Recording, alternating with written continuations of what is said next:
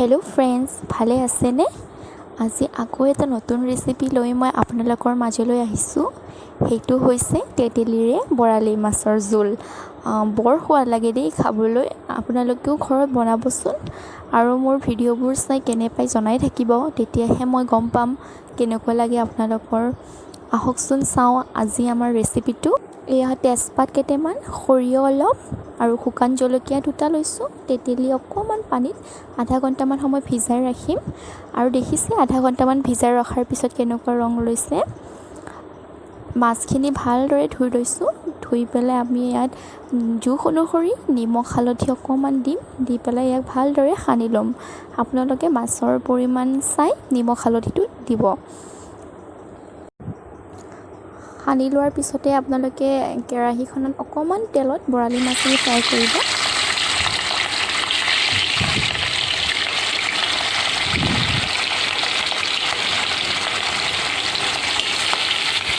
ঢাকনখন দি দিছোঁ, বৰালি মাছ জানিয়ে ফুটে। এয়া মাছখিনি চাওকচোন, ফ্ৰাই কৰি ল'লোঁ ধুনীয়াকৈ। আৰু মাছৰ তেলতে আমি এয়া জলকীয়া দিছোঁ, তেজপাত দিছোঁ, দি পেলাই আমি অকণমান লৰাই দিছোঁ অকণমান সময়।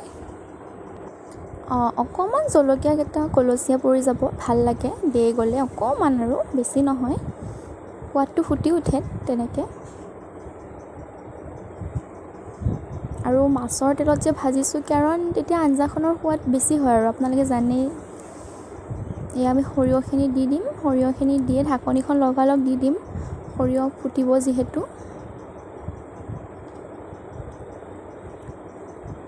আমি অকণমান ইয়াতে হালধি দিম, মাছতো হালধি আছে, চাই ল'ব আপোনালোকে জোখটো। অকণমান শুকান জলকীয়া গুড়ি দি দিম, কেঁচা জলকীয়াও দিব পাৰে আপোনালোকে। এতিয়া আমি তেতেলীৰ পানীখিনি ঢালি দিম, যিখিনি তিয়াই ৰাখিছিলোঁ। পানীখিনি দিয়াৰ পিছতে আমি অকণমান লৰাই দিম, যাতে হালধিখিনি মিহলি হৈ যায়।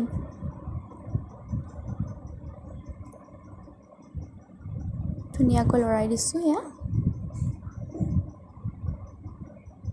অকণমান এতিয়া উতল আহিব লাগিব, অকণমান আৰু। এতিয়া আমি ইয়াতে পানী দি দিলোঁ। আপোনালোকে পানীটো নিজৰ জোখ অনুসৰি দিব, যিমানখিনি আঞ্জা আপোনালোকে বিচাৰে।